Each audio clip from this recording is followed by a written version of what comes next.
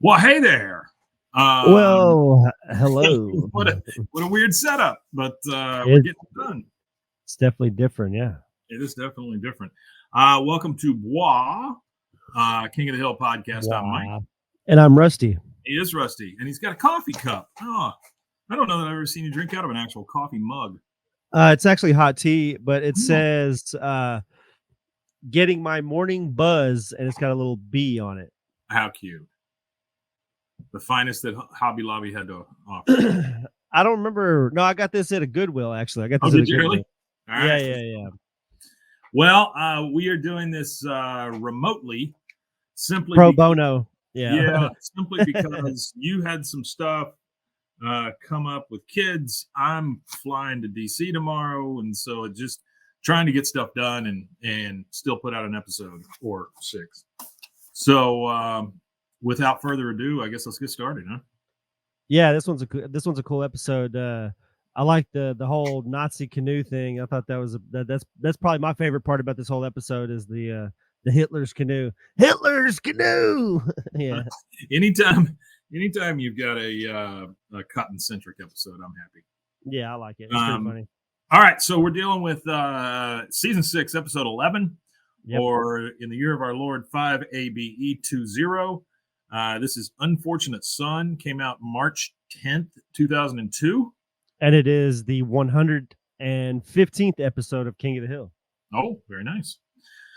So we start this sucker, no bell, no yell, because None of that nonsense. It's we don't need it mid-season. yet. Yeah, We're at mid-season. Strickland, and there's a team meeting going on. I guess you can call it a meeting. Buck is standing in front of everybody saying, "All right, everybody, who likes money?" And he's waving $20 bills around. Of course, I do, honey. Joe Jack says that. Yeah. Good. He goes, good. Then I need you to go down to the VFW and collect this much. Those vets are 3 months behind on their propane bill. And everybody just kind of leaves the meeting because they're all just like, oh, shit, he's not giving us anything. No, he's not giving up anything at all. Yeah. Now, Hank sticks around. Hank is in a tie, which is really odd for me to see if he's not in church, you know? Yeah. Seeing Hank anything formal is kind of weird. I just don't see Hank as even formal to church, but yeah, I guess he does. Yeah, that's the only time I can think of seeing him wear a tie. Well, I guess a funeral or something like that. But Yeah. Hank hangs back and he goes, the VFW, those guys are war heroes. Sending a Joe Jack to hit them up for money is, well, kind of an insult. At least send an Enrique or Roger Sack. I don't remember who Roger Sack is. I don't remember Roger Sack is either, honestly. Somebody's going to tell I us can't out there. remember. Be Yeah, very somebody's angry gonna have at to us. tell us. Yeah. Buck said, No, I know a Buddha Sack. Is Buddha Sack Buddha- maybe Roger Sack? Is his dad father. maybe? Yeah. Yeah, maybe. He said, Hank, I'm tired of talking about this. You give me that money yourself. The mother of my bastard is all over me for my child support. Hank said, well, I understand. I have a boy of my own. Well, I don't know if that's the same, Hank. But That isn't the same. No. It's not the same at I all. understand trying to get there, but that's not the same at all. Okay, so now we're at the VFW. So we've got Topsy and whoever the old other guys are, because there's so many of them. It seems like. Okay, we got the answer in YouTube chat. It says Buddha Sack and Roger are the same guy. Buddha is his chosen name. Yeah. So instead of sending Joe Jack, you send Chris Rock. You send Chris Rock. Yeah. Okay. All right. I guess that's the way it worked back then. All right. So the guys are sitting around playing Scrabble, and you hear first from, of course, Cotton. Anzio, A-N-Z-I-O, Anzio. And one of the old guys says, you can't use that, I challenge. He goes, what? Challenge? Battle of Anzio, 13th day of January, 1944. We caught the Krauts with their pants down and their schnitzel exposed. We'd taken the beach by noon and the town by nightfall. I can still taste the Chianti out of that senorita's navel. One of the other old guys, all right, it's a proper noun, but damn it, I'll allow it. God, she was a piece. Triple word score, 42 points. So no matter what they do, it all comes back to World War II. And schnitzels. Yeah. Exposed. It's all dicks and titties and alcohol and we was in the war. Which I really think the difference in a lot of the war stuff is that you've got back then they went to war for like 4 years. Yeah. Like there wasn't like a, rotation where you might have got a 3-day leave at the beach and then you went right back to the front line or something like that, but I think that's the difference in a lot of the how the World War II veterans felt. I had the fortunate opportunity to talk to a lot of World War II veterans due to being in ROTC in high school and then having World War II veterans that were still alive in my family when I was younger. And there was one of them. This is kind of a funny World War II story. I have an older cousin.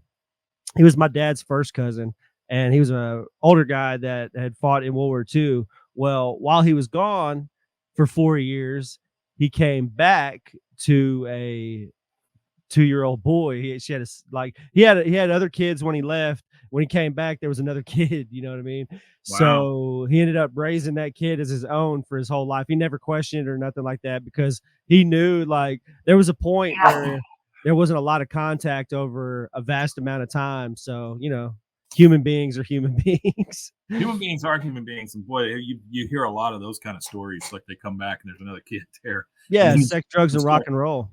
Well, you start doing the math, and you're like, well, maybe not. Or you start walking through rice paddies in Vietnam, and there's like a 6'4" Vietnamese guy out there with blonde hair. You know what I mean? That's a big giveaway because some of them stayed. A lot of the not a lot, but some of the MIA guys are some of the guys that just stayed there. That's where they wanted to be at, I guess. So Hank walks up at the VFW and goes, "Hey, Dad, to quote Mr. Strickland, I don't mean to be a propane in the butt." He's very proud of that. Yeah, that is a doozy, Hank. But you owe $416.29 on your propane bill. That's got to be like at least 10, 12 months, right? Easy. It's got to be a long time, I would imagine. I don't know what the cost of propane is, actually. Hank is very proud of the fact, though, that he can get the $5 late fee waived. So I've got you right here. So to fill a 500-gallon tank in North Texas is around $1,000. Whatever a 500-gallon tank, $1,000 to fill a 500-gallon tank. Wow. I mean, I wonder if a 500-gallon tank is what most people have. If you live in the country and you live in a rural area, the 500-gallon tank is that big. You've driven in the country before and you've seen the big propane tank in people's front yards or something like that off to the side. Yeah. That's probably about a 500-gallon tank, I'd assume. I would imagine that's probably like the standard. I'm sure there's no like deviation from it. It's probably like a standard that they have for tanks that size for homes. I don't doubt that. And somebody will tell us. I'm sure we'll get an email or a phone call or a telegraph. You got the telegraph set up, right? Send us, send us your carrier pigeons. The carrier pigeons know how to operate the telegraph. And then the telegraph machine is actually a fax. So there we go. All right, so Cotton says, "I'm sorry, I must have dropped that money somewhere in the Philippines fighting for your freedom, you damn draft dodger." And then one of the other old guys, "You mean to tell me that this blood-sucking Ganef never served his country?" Blood-sucking Ganef. But all right. Yeah, Ganef is Yiddish for thief or dishonest person, scoundrel. Like, you blood-sucking scoundrel. Nice job. Go on out on account of his narrow. He got out on account of his narrow urethra. 4F. The only uniform he ever wore was a Boy Scouts. Hank says, "I made it to Eagle Scout. Dad, you know the war was over. Besides, I tried to enlist, but the Army felt I wouldn't be able to relieve myself under duress, especially in front of others." And then everybody just That's terrible. You can't piss, so they're not going to let you in the military. He goes, "Look, I didn't come to fight." "Of course you didn't, you coward. We ain't got your money. Take a look around. You see Fat Brooklyn, Cookie, or Tommy Gun Scanyon? Nope, dead. All dead. And dead men don't pay no dues. Now get out of my sight. Come back tomorrow. We're having a fundraiser." It's a hell of a way to send somebody out. Get the hell out. But make sure you come back. The hell out of here. All right, next day at the VFW fundraiser, there's a big banner outside. And all these guys have like little booths set up to sell stuff. Oh, actually, hold on just a second. So I'm gonna touch on something real fast for because there's some voices in this that I forgot to. I meant to touch on at the very beginning. The Erwin Linkler guy is Jack Carter. Okay, yeah, I remember Jack Carter. Jack Carter, for those of you that don't know, because he Yeah. was man, Old he guy. was old. He was old when he recorded King of the Hill. He's actually an actor I don't from I back don't back ever in the remember day. Jack Yeah, Carter not being old. That's the he was thing. in the he was on the Cavalcade Stars Yeah. back in with Jackie Gleason and stuff like that in the 50s. And so he's definitely like even older than what my parents would have even He watched. was like one of He's those like what my guys. dad's dad would have watched or something. He was on Tonight Show every once in a while. Yeah, But he did all the celebrity roasts too, right? I think he was yeah, on a he lot of was the Tim Martins. generally like a regular joke delivering comedian, like a Henny Youngman or somebody like that. But a lot of the time he played like the straight guy, to Yeah, somebody telling the jokes or whatever. there's a great interview with him and Norm Macdonald from 2000 and Oh, I whenever forgot that they were before he friends. Yeah. passed. Yeah, it was because he passed in 15, and I think he was on Norm Macdonald's show in 2014. So it's like one of the last interviews you could get of him. All right, the other voice was He had a great voice too, by the way. yeah, no, he did. Very gravelly, very like this. Yeah, Topsy Toppington. That's done by Stephen Root. So we already know who Stephen Root is. We talked about him a lot. Of course, we know David Herman. He did the Eustace one. Pretty sure I thought there was another voice in here. I guess I'm wrong. Well, there is the guy who leads the Vietnam War PTSD group.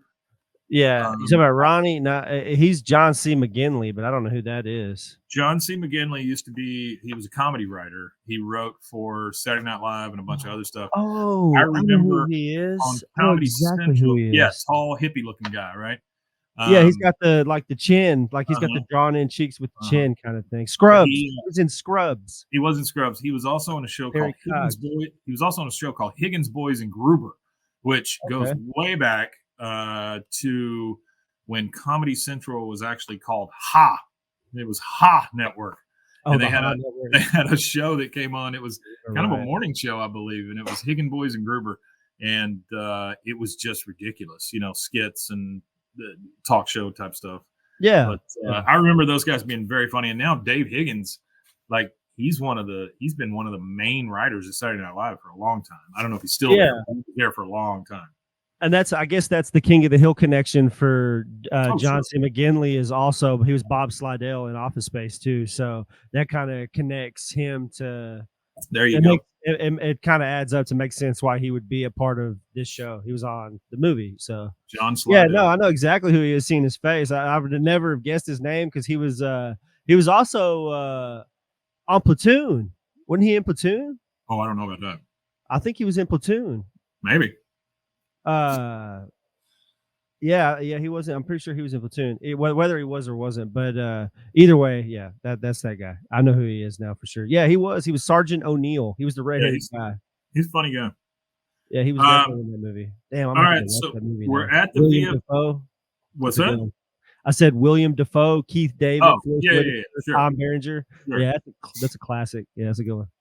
So we're at the VFW fundraiser. The banner's outside. All these guys have booths set up. Peggy, Bobby, Hank, and Luann are walking up. Peggy, of course, let's do our shopping before Salvation Army invades. Oh, she thinks that's so damn funny. She goes, I should get a medal for wit. And you know what I'd call that medal? I'd call it I don't know. And that's how she ends the whole thing. She's like, she doesn't know what she's doing. She's a goofy. So they're all looking around, looking at the booths and stuff. And Hank says, hey, there's my dad. Goes over to his dad's booth, and you've got Cotton sitting there in a full uniform with a skull on the table, some medals, some bayonets, all that crap sitting on the table. And he's shouting, or he's carnival barking. He said, get your war hero memorabilia here. All items must go. Amuse your friends and thrill the ladies with an authentic Nazi skull. That's a unique thing to have. There was a lot of people that came back with stuff.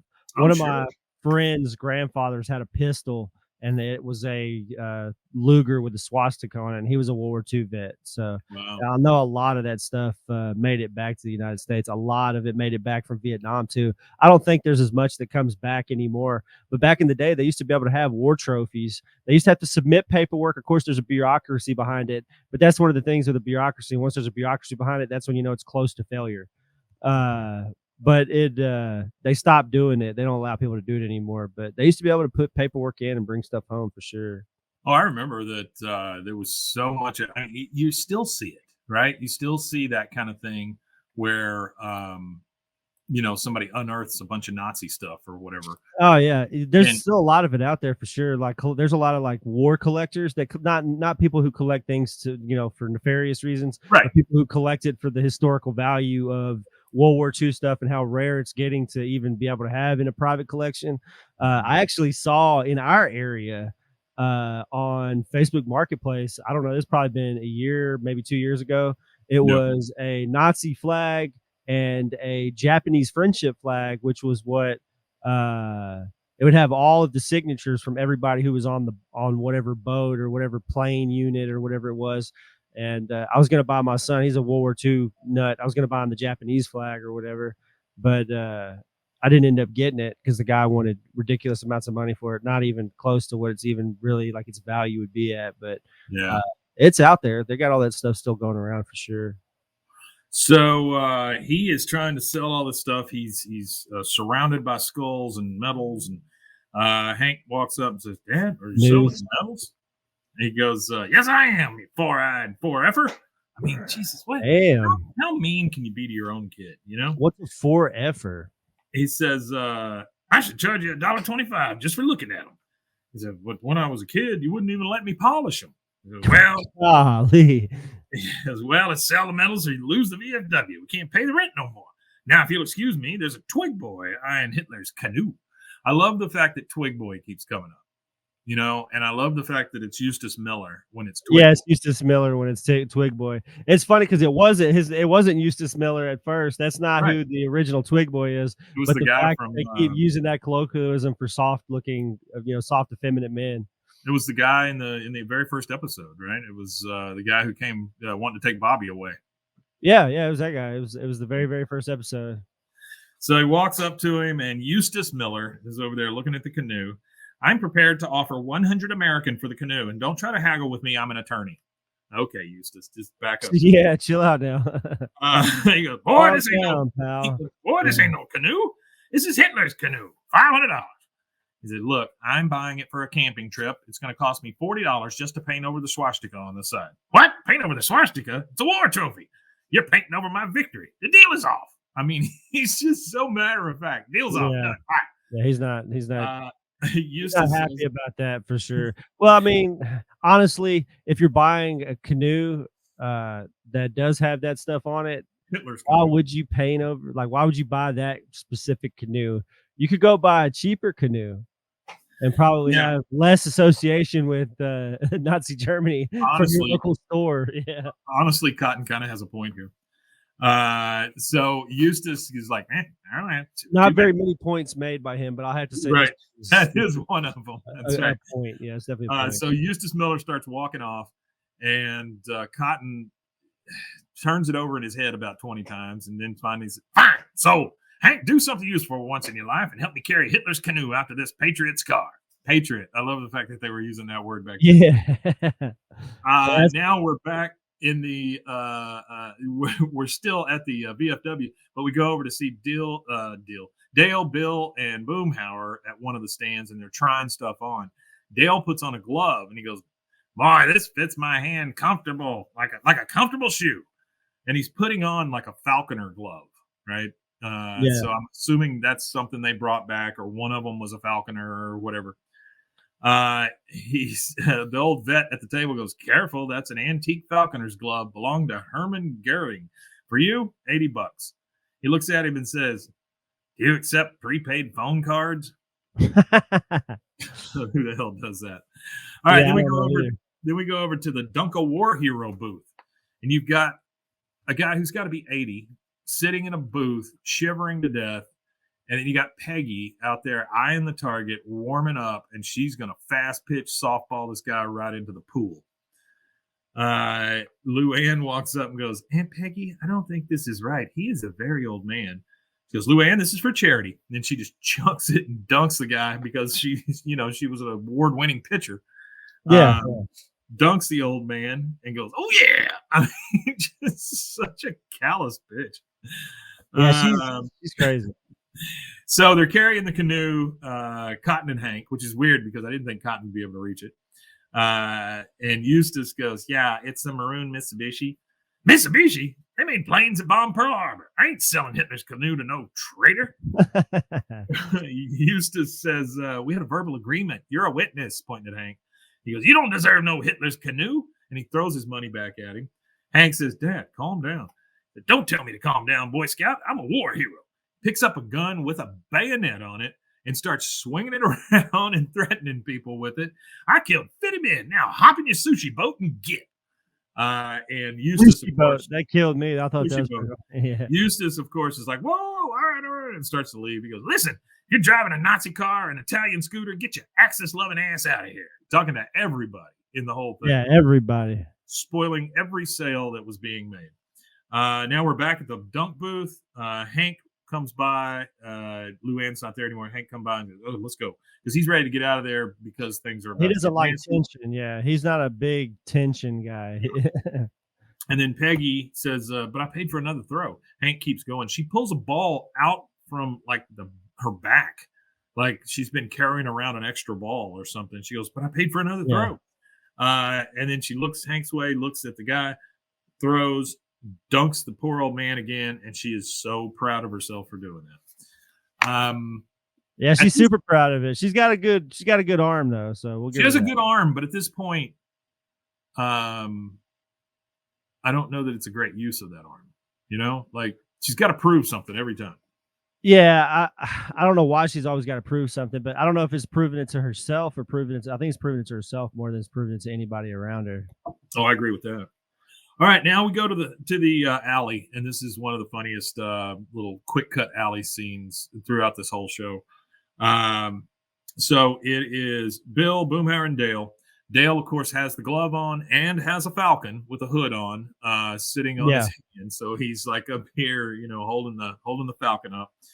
Bill says, "Where'd you get that bird?" Internet. He goes, "What's the hood for?" "If you take it off when you want him to do a trick." He goes, "Ooh, make him do a trick." Freaking Bill. He goes, "All right, falcon, do a loop-de-loop." He goes, "Yeah." He goes, "A barrel roll. Scratch that." "Yeah." "A reverse barrel roll. Then back to the glove." And Bill's just like, "Oh boy, oh boy, oh boy." He's so excited, like a little kid, right? Yeah, always ecstatic. Dale takes the hood off of the falcon and goes, "Sha-sha-sha-sha," like to make it fly off. The bird flies directly into Bill and just starts scratching the shit out of him. Tearing him up, yeah. And Dale's like, ta-da, and that's it. I just love that quick cut to a guy getting hit by a falcon. The falcon's a good touch. I thought that was a really good little side story. I thought that was really funny. Whenever I hear like somebody being attacked by a bird or whatever, which, you know, I don't hear those stories a lot, but let's say I do. I think about who was the guy? Fabio, the guy who used to be on the romance novel books. Oh yeah, him. The long and hair. How he went up on a roller coaster and a bird hit him in the face as he was coming down. Oh no! Busted his face up. He came That's down. Funny. He came down. And he had bird all over his face. He was all busted. Unrelated, but in the early days of YouTube, well, kind of related. In the early days of YouTube, there was this video of a Mitsubishi Evo doing like 150 miles an hour plus, and a bird hitting the windshield. And they had cameras on the outside of the car, and they had cameras on the inside of the car. So you see the bird just vaporize as it hits its windshield. Well, in the early days of YouTube, yeah. Well, then there's also Randy Johnson. You remember Randy Johnson, the pitcher? Oh yeah, he was out there pitching and he hit that bird during a actual game. Like, how does that even happen? You know how many things have to go right for you to hit a bird with a fastball that you're throwing at another guy? I mean, everything. That's a lot of things that have to go right. That bird had to have been diving at the ball thinking it was food. I think that's like what it was. That bird went poof. Like whenever he hit it, it just went. I personally think that's what it was. Is I'm that sorry, bird Bird, thought it but was food, could and he be. was trying to Very well attack could be. it. He was Yeah. trying to eat. So we go back to the VFW. There is a sign on the door that says "Seized by order of the Heimlich County Sheriff's Department." So their place is being repoed, basically. Oh no! And Cotton's there and goes, "Seized by the sheriff. We've been captured on our own soil." They are outside, like packing things up, ready to get out. Yeah. Hank pulls up, comes in, and says, "Incoming. I got 2 platoons of propane right here, and reinforcements are on the way." Like, 2 tanks of propane is going to save the whole thing.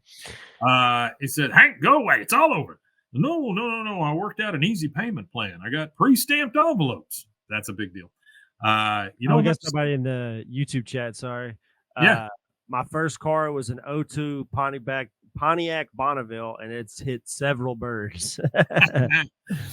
I'm not. I don't want anybody thinking I'm glorifying killing birds or anything, but when one gets hit by a fastball or hits a male model in the face on or a a car or something like that. Yeah, it's pretty. It's comical. Funny. I'm sorry. It's Physical comedy. It may be gallows humor, but it's very funny.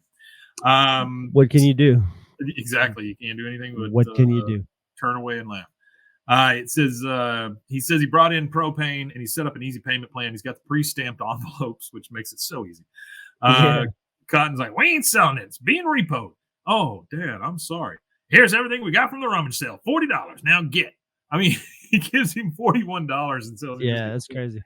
He goes, "It's 4:00. Time for Judge Judy."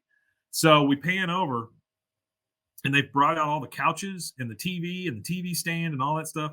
They go over and sit down and start watching the TV out in the middle of the yard with no power, no nothing. They're just sitting there. Hank looks at it and goes, "Shouldn't that TV be plugged in?" And he walks over and says, "Dad, you guys deserve better than this." Cotton says, "You're damn straight. We do. Bring us a heat lamp." A heat lamp?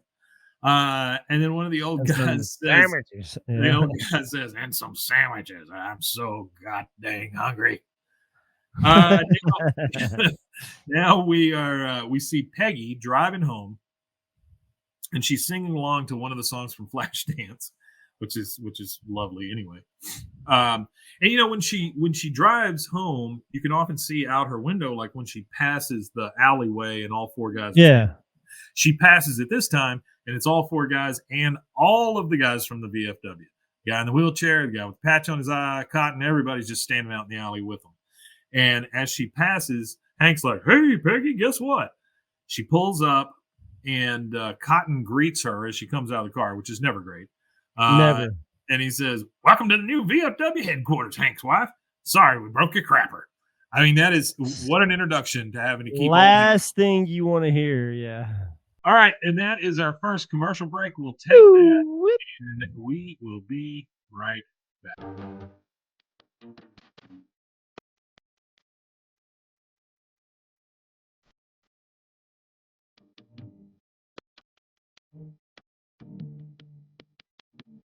Hey y'all, I'm April, Hi, I'm Caroline. and we have a new podcast for you. What's it called, Caroline? Bloody Happy Hour. It's going to be your new favorite guilty pleasure. We're going to talk about some bloody stuff. Serial killers, true crime, Rape. rapists. Why not join us? We'll have a good time.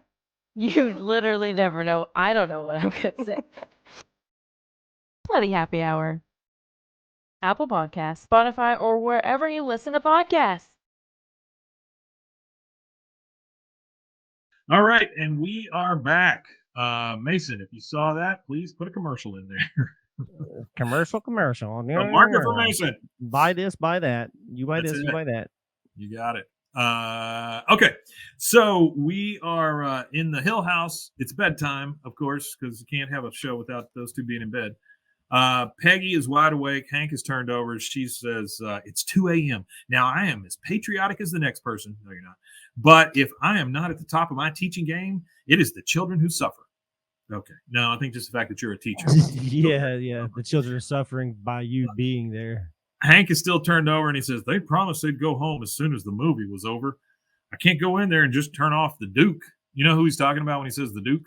Yeah, he's talking about John Wayne. You can't turn John off the Wayne. John Wayne movie. Right. Actually, You're in there John just Wayne will watching. put me on a nap. Yeah, I'll go to sleep real quick on an old spaghetti western. Those are good nap movies because, Some like, of you 'em- fall asleep at the beginning of the movie, and then like a quarter of the way through, there's some gun violence, and you're like, "Whoa, I'm uh, awake again!" And then it calms down again, and you doze back off, and then it peaks. You're at the peak of the movie, so you can kind of find out what's going on real quick. Oh, These sure. guys Oh, are sure. mad at these guys, and they're shooting at these Well, guys, and is that a and Native American? Okay, so they're doing Cowboys and Indians thing, and it's like, all right, and you go back to sleep, and you wake up, and it's the credits. generally, the plots are about the same. I mean, it's Mostly, hero's journey. If you keep that in mind, yeehaw, you're yeah, good. Yeah. bunch of yeehaw shit. Uh, he says you can't go in there and turn off the Duke. So Peggy gets up. She goes in there to check. She sees all the guys just sacked out on the couch. They're all Yeah, asleep, mouth one wide of open, them, snoring one of like them had a cigarette and drops it right, on the floor, and right. she stomps it out and picks it up, and she goes to like complain, and then she's like, "Oh, look at these little, She looks at these them and little she's in her heart melts, kind of geriatric thing, right? angels." Yeah. So she ends up covering them all up. She comes back to bed and she tells Hank they look like little angels sleeping in there. The smell was unimaginable. Uh, and Hank I says, think at "Well, one point, actually, you could hear a faint fart coming from Cotton as he rotates in the chair, like because he's like sitting up and he kind of rotates. I think you could hear him fart.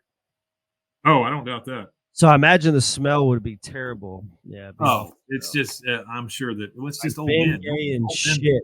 Yeah. old men don't smell great. If you just tuned in, old men don't smell great.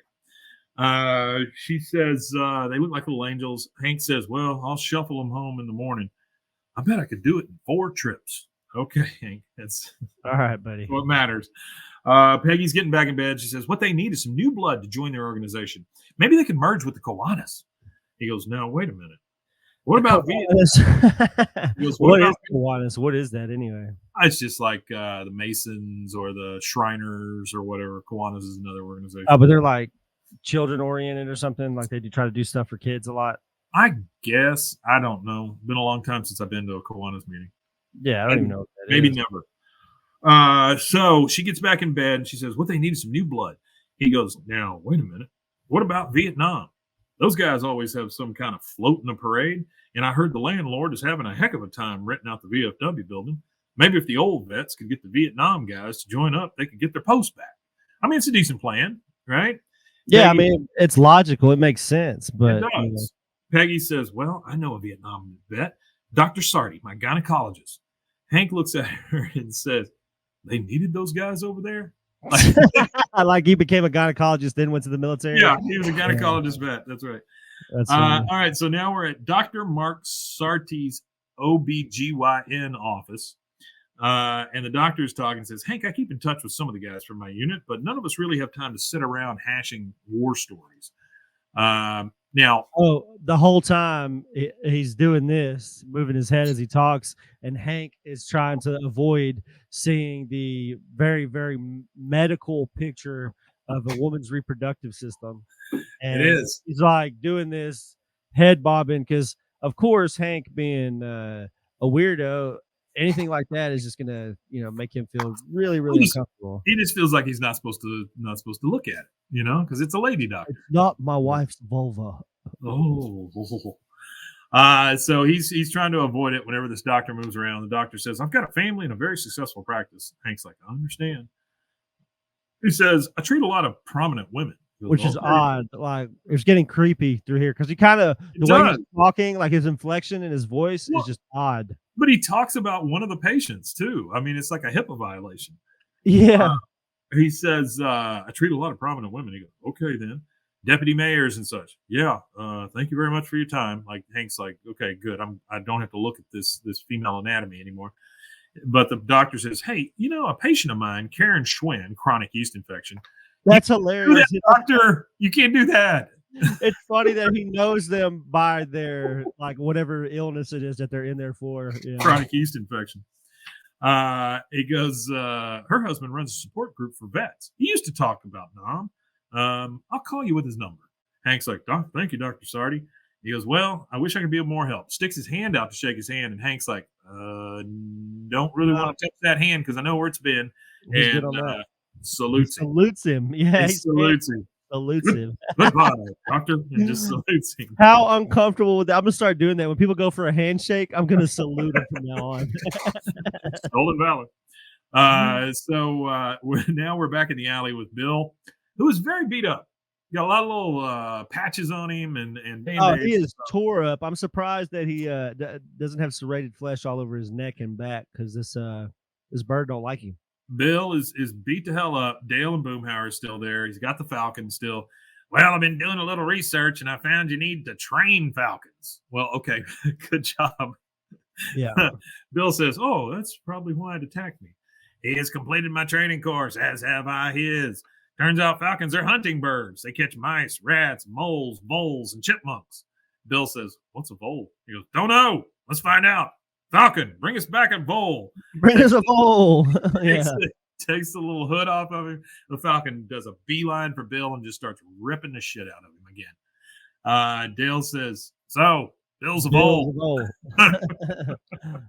That's a great joke. Logic. Yeah. Okay, so now we're at the VA hospital. We're in meeting room A, which has a sign for PTSD support group. And the guy, this is the guy I was talking about, the guy from Higgins. He says, well, this is actually the guy with one arm, I guess. Yep. Saying, "I ran into a guy from my unit, Skull Crusher. He manages a shoe store. How come I can't get it together?" And then the leader of the group says, "It's not a race, man. But as long as you keep taking your meds, you're moving forward." An alarm goes off. Everybody freaks the hell out like it's some sort of emergency. Yeah, he goes, "It's cool. It's cool. We're just out of time. See you next week." Hank walks in and goes, "Hi, I'm Hank Hill. Talk to you on the phone." The guy says, "Right, Dr. Sardi's friend. What's on your mind?" I mean, he's real like hippy dippy, crunchy granola kind of thing. Yeah, man, what's on your mind? He goes, "Well, I wanted to talk to you all about joining the VFW." One of the other vets says, "We tried that already. When me and TJ got home from the war, we went over to the Arlen VFW.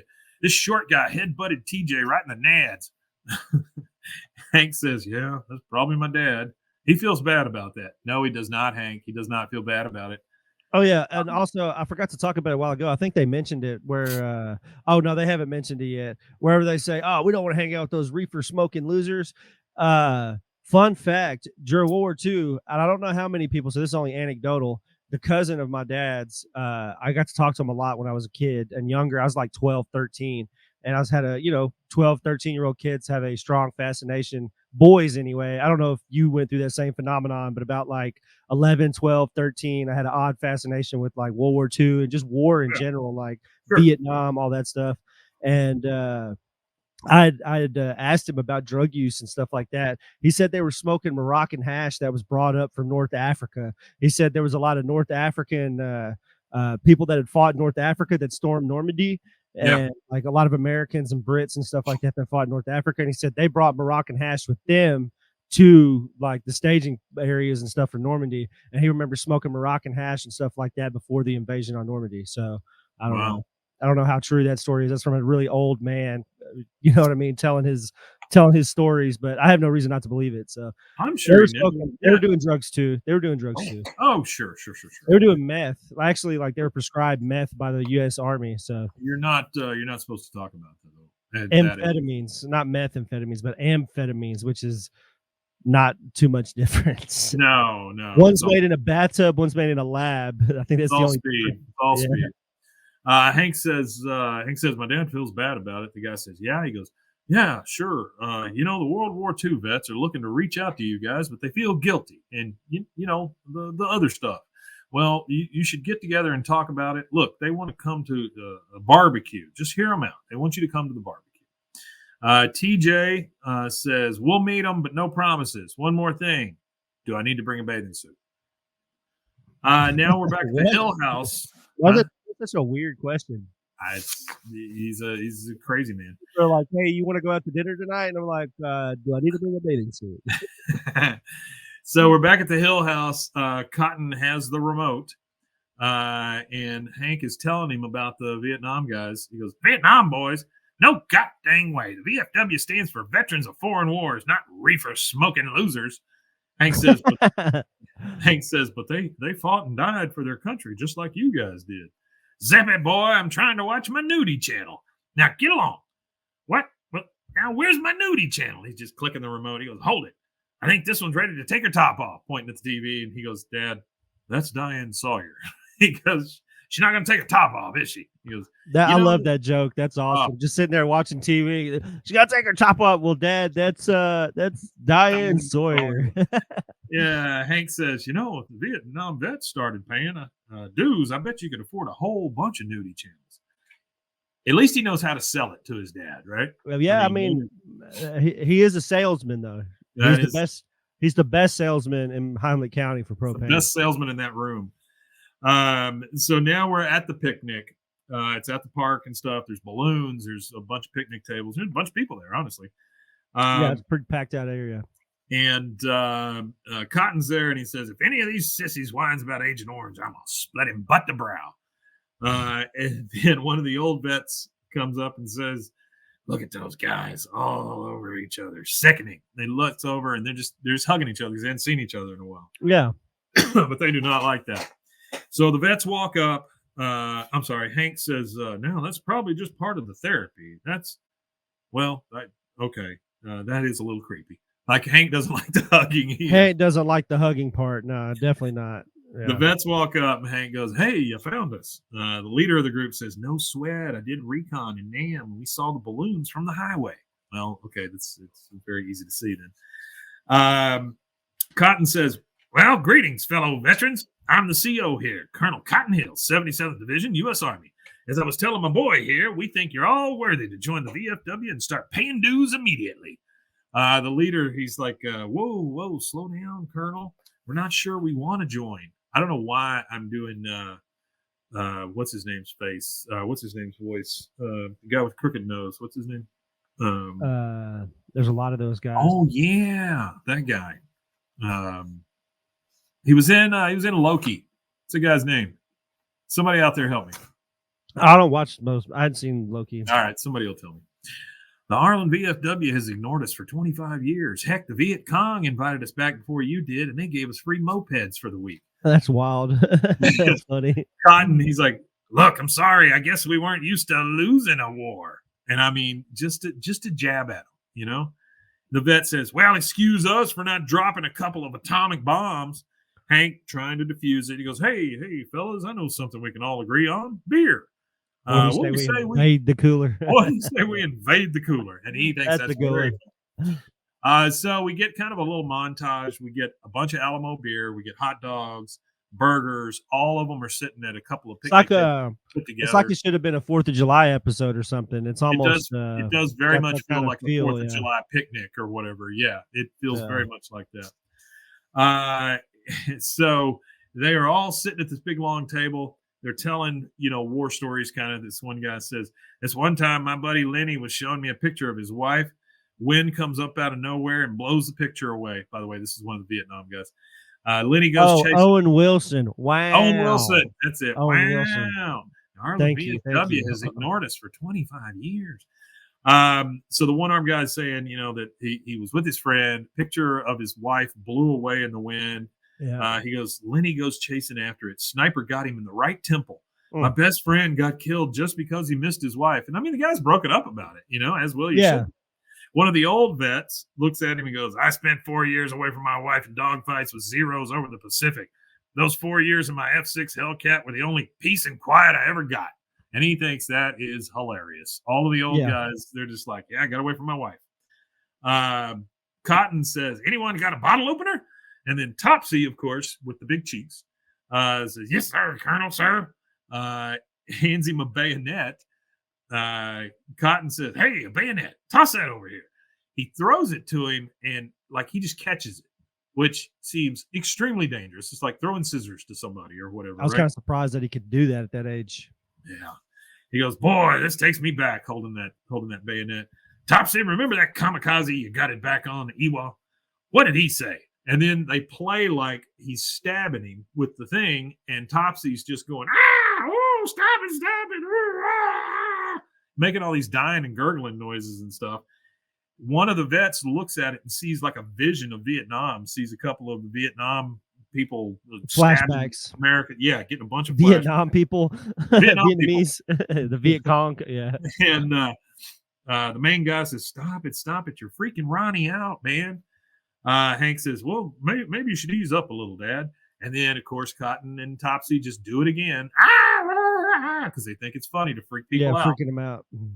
And then one of the bigger guys, he goes, cut it out. And just rips his shirt open. Like he's just hulking out. The Hulk, yeah. He's coming after him. He goes, easy there, big boy.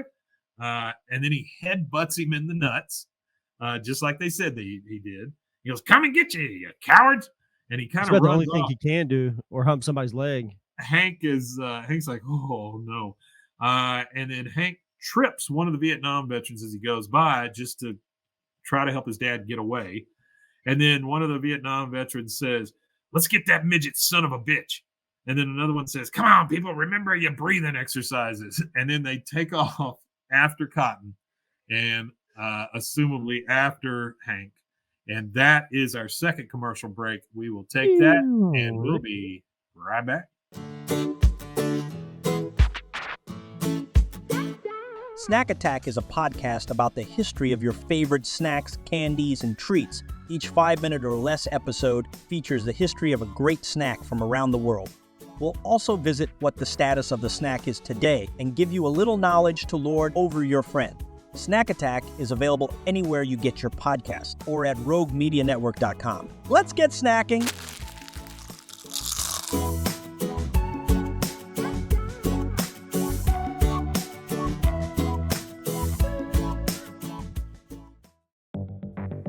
Step into the unexpected with Cultastic, or How to Start a Cult Without Really Trying.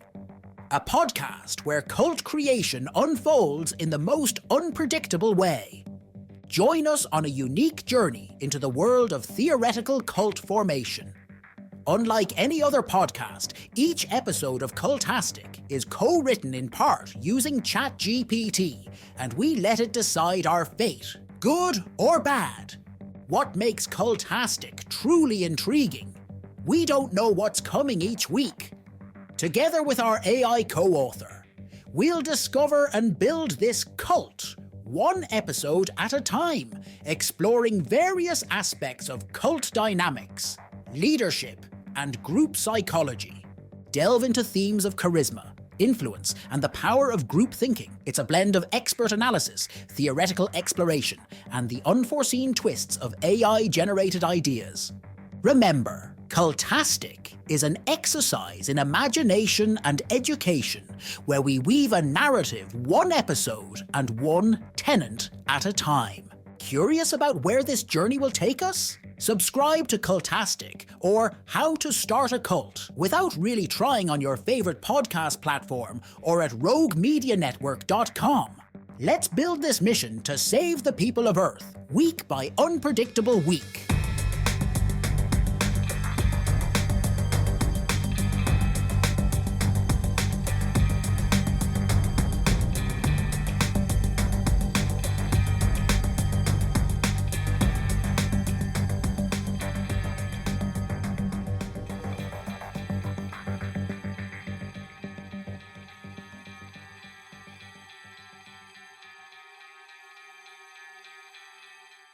All right, and we are back. Mason, And we're one more back. commercial, please.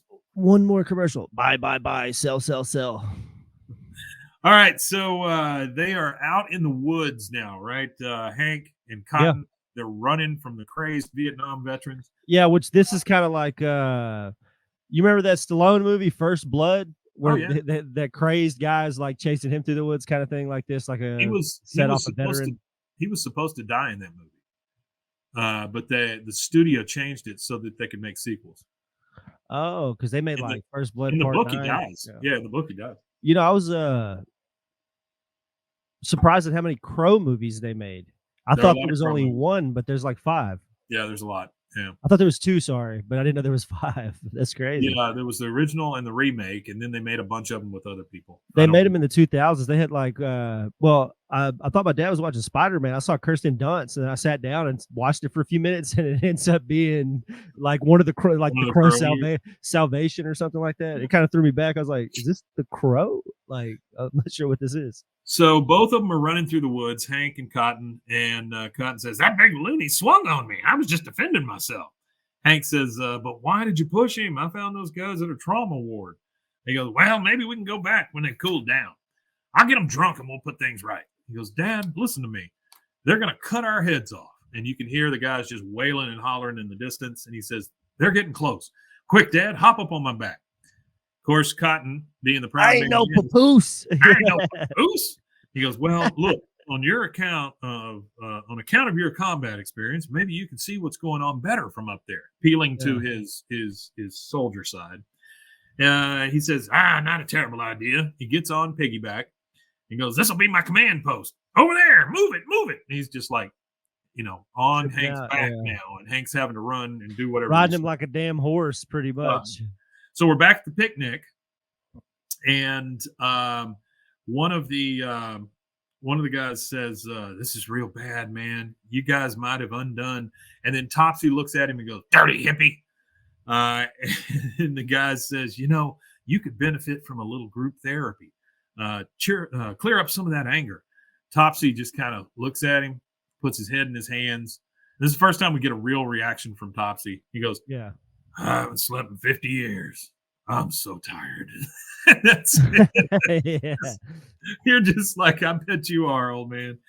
All right, so we're back in the woods. You got one on the back of the other. "Come on, faster, mule, faster." He breaks off a stick out of one of the trees just so Calls him a mule and starts Oh, whipping him. just so he can start whacking Hank. And he goes, "Hell, it'd be faster if I carried you on my shoulders. Despite my expert navigation, you still managed to get us lost." So they're kind of out in like a The boons. They're out well, there in the woods. Yeah. yeah, they're in the woods, and then they end up at a cliff, kind of, but right now Yeah. they feel like they're getting lost. He goes, "Nice job." He goes, "Hold on, Dad. I know the highway runs along the southern edge of the forest. If we keep heading south, we can eventually find help." Oh, hell. He says, "Well, how are we going to find south? You pack a compass in your Boy Scout purse?" This is where Hank, all of his training and stuff comes in handy.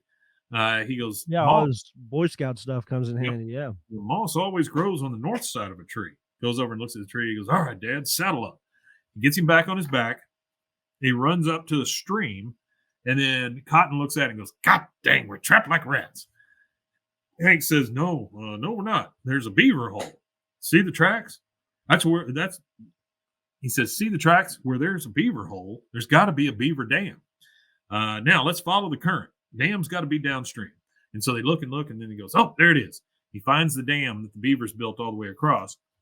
And they get out onto the dam, and Hank starts kicking at it so that he can get part of the dam gone so these guys can't cross the river after him, right? He's just trying to set up a little bit of a diversion there.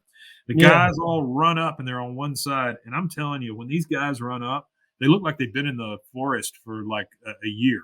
They're covered in mud. rough. Their clothes are all ripped up. They got sticks as weapons and stuff. It's like Lord of the Flies all of a sudden. But of course, these guys looking so rough, Cotton has to look at them and go, "No, it ain't no flashback. You're losing again." I mean, just to poke them and poke them and poke them. That's all he does is just poke people. All right, so we are back in the alley. We're back in the alley with a very. Sure. Say it again. I was saying he is tough to deal with. Sure. Oh my God! Every time, He can't ever keep his mouth shut. He's got to say something. even when something is pretty much solved, he's still got to go at it. Yeah. We're back in the alley with Dale, Bill, and Boomhauer. Bill looks even worse now, bloodied, bandaged, all kinds of stuff. Dale says, if you're wondering, he's standing there with the glove, but no falcon. If you're wondering, if you're wondering where the falcon is, I let him go in the woods. I kept the glove, though. Keeps my beer from cooling my hand. Keeps my hand from warming my beer. Looks pretty badass. Bill says, "Do you think I could wear?" No. He goes, "Well, not to beat a dead horse, but fellas, what's your favorite kind of sausage?" And then he just starts listing off sausages: chicken and apple, breakfast patty, Italian, spicy Italian, sweet Italian, Falcon attack. Just comes down and starts Tears grinding him the up. shit out of Bill. And he's just like, he's screaming. And then Dale looks at him and goes, oh, he found his way home. It's just those are just such great little comedians. Maybe I was thinking the reason why he attacks Bill is maybe Bill's smell. Well, Bill's covered in food. That's what I'm saying. Maybe Bill maybe he got through eating like a bunch of cold cuts. Either Bill smells like live food, rat. I think or Bill Bill- ate a live rat, and he can or smell the Bill- live rat in his breath. or Bill is the one closest to death. One or the other, and that's why the Falcon is sensing this and coming Maybe. after him. Yeah, he's the easiest target. He is definitely the You easiest. think target. you think that the hawk would smell the sickness in him? It would smell how sick his body is. No, he smells weakness, and that's why he attacks. There you go, weakness, not sickness. Yeah. All right, so it's nighttime in the woods. They're still running around. These guys are still chasing them. Hank says, we should go downhill. There's more tree cover, and we should be able to hit the highway. Cotton says, you draft dodging ninny? First rule of combat is take the high ground. Now, uphill, boy, march. Schnell, schnell. And they start marching up, and they get to a cliff. So, ain't no going past this cliff, right? None. Yeah, that's it. You see all of the you see the guys come running in again. They are in the woods. They're just they look feral is what they look, right? They're in really bad shape. He looks around and he sees one of them pop up out of the bushes. He goes, boy, we're surrounded. Hank says, all right, get behind me. I'll try to fight them off. I've got a pretty thick neck. Maybe while they're sawing through it, you can slip down the hill. Damn. While they're sawing through my neck. That's a tough thing to be okay with. Like he seemed really good with that. Cotton says, I ain't leaving. They're going to have to gut me too. Goes, I'm sorry, Dad. It was a bad idea to try to get everyone together. I guess and this is the first nice thing that Cotton says. He goes, no, dang it, Hank, don't apologize. You did everything right. I screwed up. Sometimes you can do everything right and still lose. It ain't your fault. You gave it everything you had. That's all I ever asked of my men. Thanks for trying, soldier. And all the vets come up. They've heard this, and so they are more understanding now. They're like, oh, that's all we ever wanted to hear. Common ground. One of the vets common comes ground. up. The one-armed guy comes up and goes, that's all we ever wanted to hear. You did your best. Thanks for trying. And that is not to get all, whatever, but that is really all they wanted, and that's what they deserved also. They deserved it. Yeah, for sure. Especially No matter for what. a war over nothing. So Cotton fires back. Well, I got to say, I'm surprised you fellas are as good as you is. Shoot, you captured Cotton Hill. The whole Nazi army couldn't do that. As commanding officer of the local VFW post, I'd be honored to have you fellas join our organization on one condition, that you stop all this god-dang bawling. He just wants them to stop crying about stuff. The one-armed guy says, we'll do our best, Colonel. They all salute each other. They turn to Hank. Or you see Hank behind Cotton, and he's got kind of a little smirk on his face. He turns around and goes, oh, what are you smiling about? You think you getting your propane bill paid? Well, you ain't. You're in a long line behind Cable, Hooch, and Scooch. I don't know what Scooch is, but... No, we know what Scooch is. We definitely know what that is. Yeah. So, ladies of the night. They all start walking off together and stuff, and he's talking to the one-armed guy, and he's like, you ever get shot? He goes, I got a plate in my head. He goes, no kidding. I ain't got no shins. And that is it. They've all made friends, and they're saying That was a good episode. We get through the credits, and the only thing we hear at the end is it's just Bill being attacked by the Falcon. That's it. Oh yeah, the whatever they call it, the end noise. Yeah, the last thing, and that is it for season 6, episode 11. Good show. That was a really good one. I enjoyed that one. I do enjoy that one too. I just enjoy the Cotton centric ones. I think they're extremely funny. They're usually good. Okay, so let's do a little house cleaning here, guys. Thank you so much for watching. Sorry, this is a little weird this time, but it's a little different. Still putting out episodes. Yep, not bad at all. We're going to continue to put out episodes next week. Hopefully, we'll be back in the studio. If not, we'll do this again. I'll be in DC all week, but we will have a Friday episode coming out. If anybody out there, and this is just a chance thing, if anybody out there is going to Podcast Movement in Washington, D.C., look for me. I'll be there. I look like this. Reach out. Yeah. Okay. I want to mention one thing. Actually, you know what? I'll mention that on Friday. We'll talk about it on Friday. Okay. I want to thank everybody for joining us. You guys are the best fans in the world. We Yeah, really we appreciate y'all for sure. every one of you. Every time I get something from one of you guys, I'm surprised and I'm honored. And we can't thank you enough for going on this journey with us. I was reached out to by a guy in the UK that listens to our. Oh yeah. And we'll talk about that on Friday. But again, thank you guys. If you can, get over to Patreon. There's a $3 tier. It would really help keep the lights on. See, we've been kicked out of the studio. We need the $3. And we have not been kicked out of the studio. And if you can, check out the video episodes of this show on Mondays, which will be on YouTube and Spotify. Your Friday episodes are on Patreon. Sorry, on Patreon. They're just audio. And I guess that's about it. Unless you got something as far as the way they can get a hold of us. No, just real quick, for everybody, when we stream, it could be today, tomorrow, next day, whenever. So the best thing to do to be able to catch a live stream is make sure you hit the notification bell. That way you get a notification, and hit like, subscribe. Word of mouth is one of the best ways to spread a podcast too. So if you ever out and about in public and you see somebody with a King of the Hill tattoo or King of the Hill shirt, tell them about our podcast. We'd appreciate that. Hey, look, it's the Burger King. Oh yeah, I see that right there. Yeah, the Burger King. Burger King. There's Ash meeting his evil Ash in Army of Darkness, and it's signed. Yeah. There is a sheet mask that we used in a music video we filmed.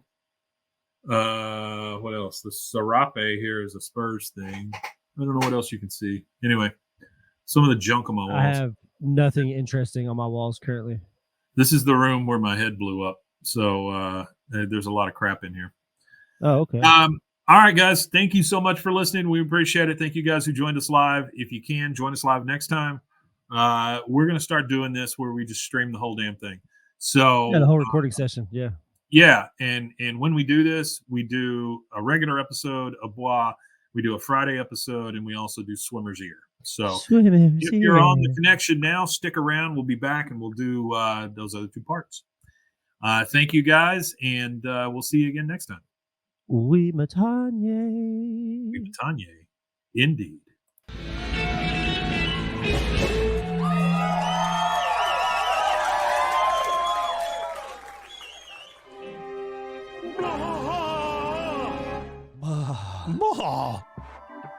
This has been a Rogue Media Network production.